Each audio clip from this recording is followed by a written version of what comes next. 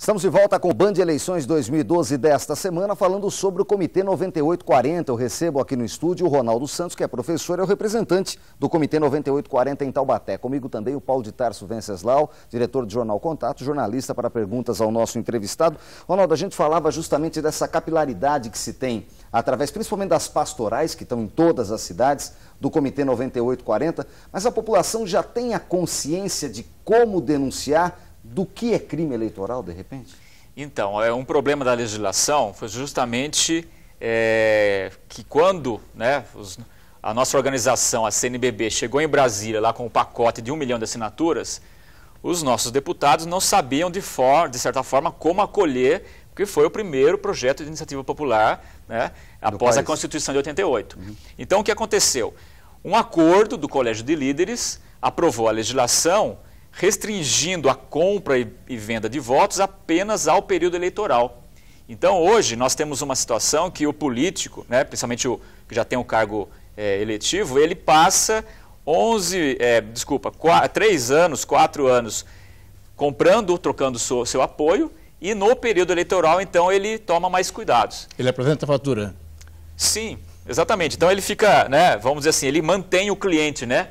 Ele alimenta ali a pessoa durante tanto tempo, 3 anos e 9 meses, vamos falar assim, e no período eleitoral ele tem se especializado na forma de cobrar essa fatura, né, ou de se apresentar ao seu eleitor.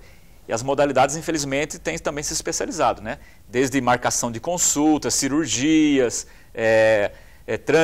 transporte de pacientes para o hospital, para outras cidades, são as novas modalidades, então, da corrupção eleitoral. Mas ainda falando sobre essa capilaridade, eu tenho, que eu me lembre, uma das forças mais vivas que participaram no processo de apresentação para completar o 1 milhão de votos, 1 milhão de assinaturas, foi a participação da CUT e da Força Sindical, né?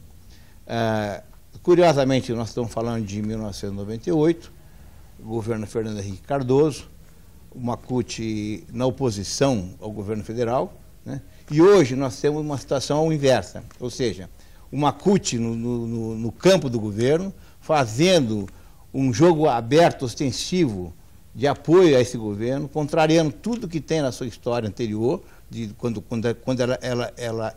ela surgiu. Você acha, Ronaldo, que hoje teria condições, daria para contar com a CUT para conseguir uma aprovação de uma lei como essa?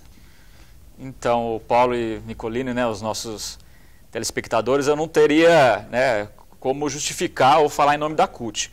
Por outro lado, a CUT, a OAB, Associação Brasileira de Imprensa, continuam fazendo parte, então, do movimento contra a corrupção eleitoral a nível nacional. Então, aqui na nossa diocese, nós já tivemos, né, como parceiros, a Associação Comercial e Industrial, né, a própria OAB, a própria Central Única dos Trabalhadores. Então, eu não vejo problema. Hoje, eu acredito assim, que a questão da corrupção eleitoral, ela infelizmente transcende os partidos, transcende as religiões, né, é algo que está enraizado no meio do povo, e a CNBB, com as pastorais sociais, ela sempre busca parceria na sociedade. Então, se essas entidades quiserem vir conosco fazer esse trabalho sério, né, eu acho muito válido.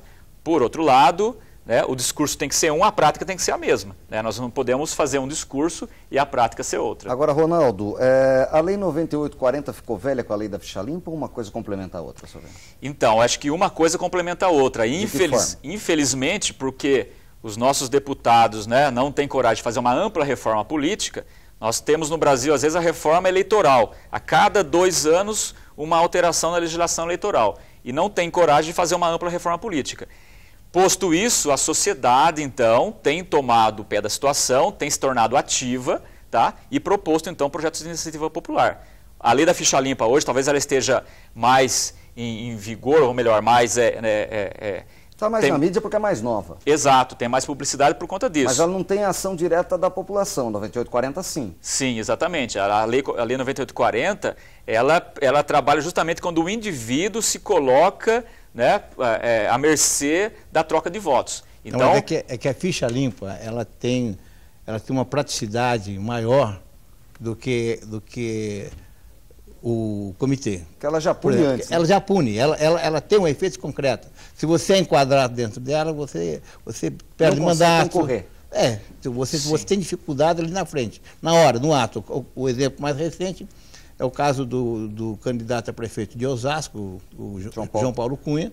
E qual é o problema dele? Ele sendo enquadrado, ele abandonou a disputa e agora a pressão que diz que ele está resistindo é para ele que abandone o cargo de deputado federal. Então, veja só, é a lei da ficha limpa.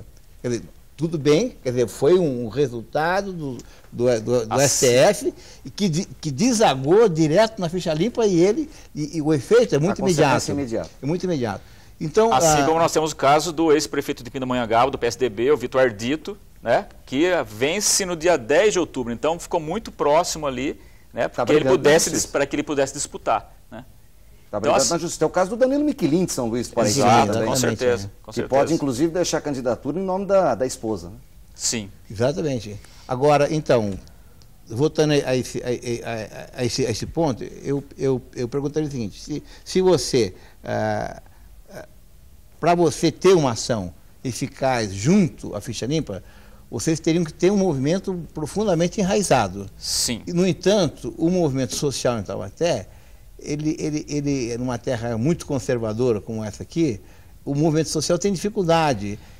A igreja aqui tem uma inserção muito pequena no movimento social. Como é que vocês estão resolvendo esse problema?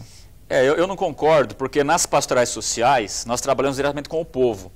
Então a pastoral da criança, a pastoral da saúde, o movimento dos vicentinos, o próprio movimento de fé e política, nós temos inserção social. Talvez falte para o nosso católico, para o nosso leigo, um pouco mais de ação, né, para tentar se fazer representar, porque de certa forma eu concordo com você que de repente o católico, o nosso leigo é um pouco tímido ainda, mas nós precisaríamos que ele intervisse mais, né, sendo de fato alguém que denunciasse, tá? Então, o cristão, o batizado, né, o leigo, né, isso também serve para as demais religiões evangélicas, tá? Ele tem que anunciar e denunciar. Muitas vezes ficamos apenas no anúncio. Então precisamos sim, né, colocar o dedo na ferida e apresentar provas concretas. Olha, em tal bairro, tal liderança está sendo cooptada, está vendendo não só o seu voto, como o voto de toda a comunidade, em troca de um bezerro para o leilão, cartaz para a festa da missa, enfim. Como a população pode denunciar? O que o professor Ronaldo vai explicar depois do intervalo comercial aqui no Band Eleições. A gente volta em instantes.